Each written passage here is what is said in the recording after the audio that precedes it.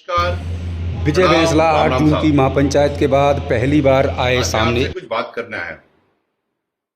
8 जून की महापंचायत एक सफल महापंचायत रही, एक विशाल महापंचायत रही और समाज के लिए एक मील का पत्थर साबित हुई। मैं पूरी गुर्जर आरक्षण संघर्ष समिति को धन्यवाद देता हूं कि उन्होंने मिलकर के इतने बढ़िया तरीके से छोटे से समय में गांव-गांव जाकर के न्योता देकर के इस महापंचायत को सफल बनाया।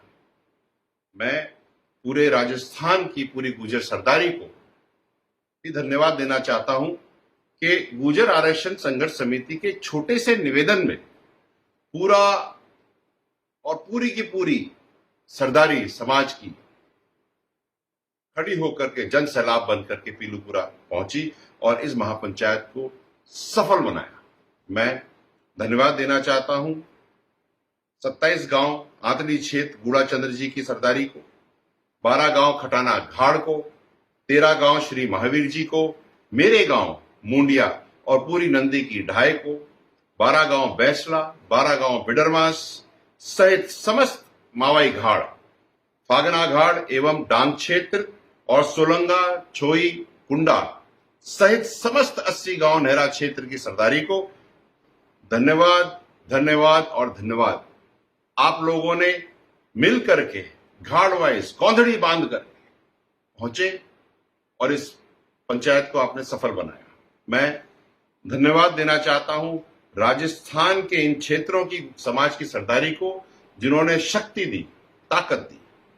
डीग, नगर, कामा, भरतपुर, विराटनगर, जम्वा रामगढ़, दूदू, फागी, मालपुरा, टोंक, अलवर, जयपुर, तिजारा, झालावाड़, भवानी मंडी, रामगंज मंडी, कोटा, दर्रा, राजसमंद, बांसवाड़ा, डूंगरपुर, पाली, सिरोही, बाड़मेर, जैतारण, नागौर, सरदार शहर, भीलवाड़ा, देवली उनियारा, केकड़ी, पुष्कर, अजमेर, छबड़ा, बारा, अंता, धौलपुर, राजाखेड़ा, गंगापुर, बाड़ी, बसेड़ी, आसिंद, सीकर, झुंझुनू, खेतड़ी, उदयपुर वाटी, थानागाजी, बांसुर, कोटपुतली, दौसा, महुआ, सवाई माधोपुर, आप सबको पूरी सरदारी को जो बढ़ चढ़ करके पहुंचे पीलूपुरा और इस महापंचायत को इतना विशाल, इतना ताकतवर, इतना बड़ा और मील का पत्थर बनाया, आप सबको साधुवाद।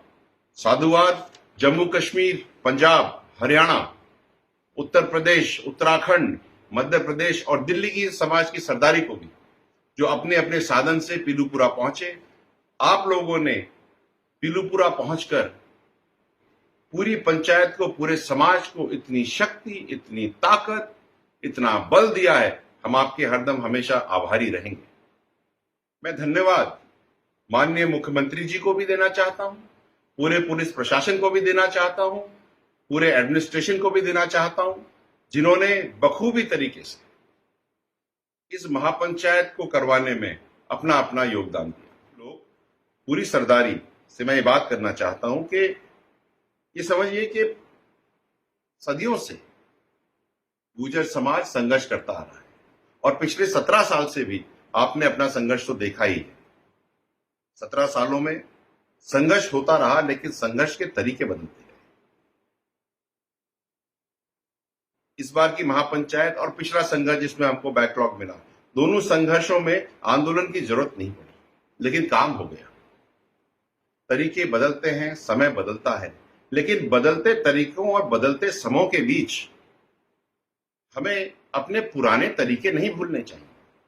अगर जरूरत पड़ेगी तो हम अपने पुराने तरीकों से भी अपनी मांगे मनवा सकते हैं। इसलिए ये ध्यान रखना है हमको कि हर जगह लोकतंत्र में सर गिनने से ही कार्य होता है।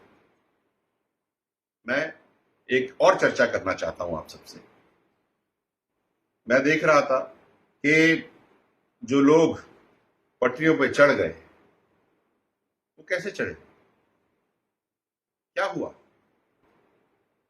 जो युवा जिनकी नौकरियों के लिए हम संघर्ष कर रहे हैं, जिनकी हम एक तरफ तो हम केसों को हटाने के लिए संघर्ष कर रहे हैं और दूसरी तरफ नए केस लग रहे हैं जब हमको लगवाने की जरूरत ही नहीं है, जब पंचायत महापंचायत समाप्त हो गई और एक निर्णय ले लिया गया।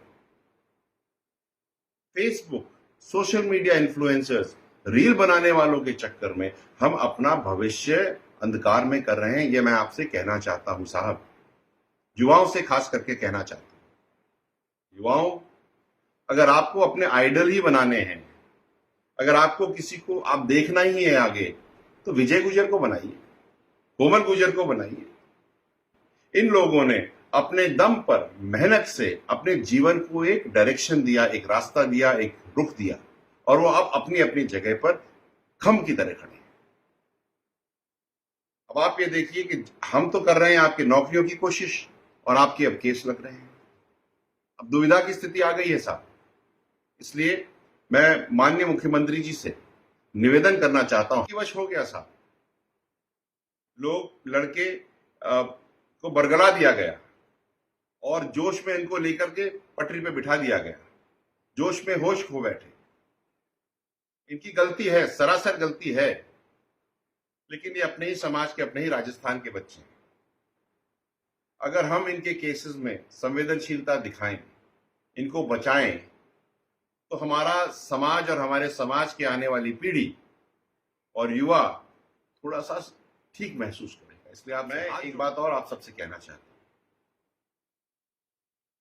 कि आपने ये जो समाज की पगड़ी मेरे माथे दी, उसके सम्मान में आप लोग बखूबी तरह से आए।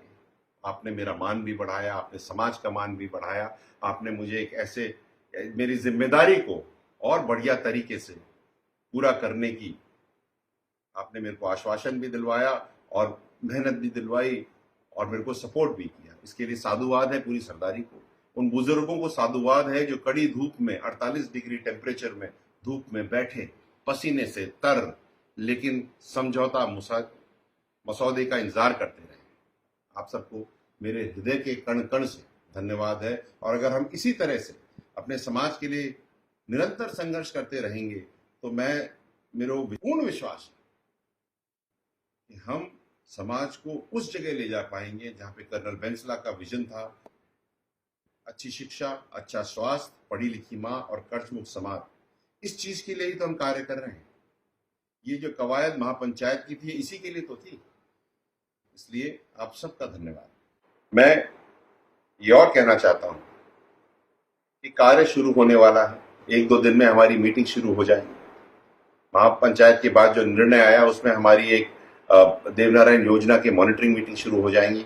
हमारी ये 3 मंत्रीय सब कमेटी मीटिंग शुरू हो जाएंगी। नौकरियों के ऊपर जो 60 दिन का जो टाइमलाइन था, उसकी मीटिंग शुरू हो जाएंगी। कमेटीज बनने लग जाएंगी। हम एक एक चीज के अंदर घुस करके देखेंगे कि हम कैसे अपने युवाओं को उनका हक दिला सकें।